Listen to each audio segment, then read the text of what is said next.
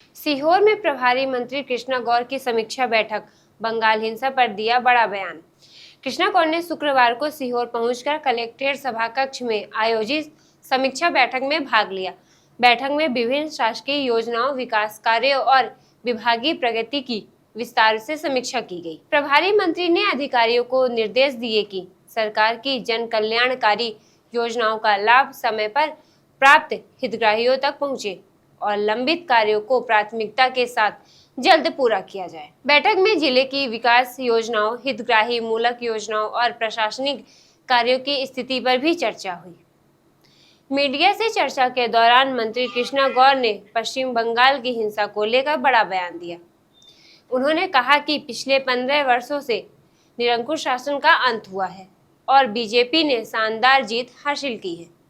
बैठक में प्रशासनिक अधिकारियों सहित विभिन्न विभागों के प्रतिनिधि मौजूद रहे। बंगाल में जिस प्रकार की के हालात सबको दिखाई दे रहे थे, सबको ये लगने लगा था कि बंगाल की जनता इससे त्रस्त हो गई है। एक पार्टी टीएमसी जो विगत 15 वर्षों से लगातार बंगाल पर कब्जा करके बैठी हुई थी और एक प्रकार से गुंडा राज स्थापित कर दिया था, वहाँ की जनता भयग्रस्त थी। इतनी भयग्रस्त थी कि वो अपनी मर्जी से वोट डालने भी नहीं जा सकती थी। तभी वो 15 साल तक लगातार एक छत्र राज करती रही। लेकिन इस बार जिस प्रकार से सुरक्षा व्यवस्था को चाक चौबंद किया गया, इलेक्शन कमीशन ने अपनी शक्ति के माध्यम से उनके मंसूबों को सफल नहीं होने दिया। उसका परिणाम ये निकला कि बंगाल की जनता ने निर्भय होकर वोट डाला और सरकार को उखाड़ फेंका।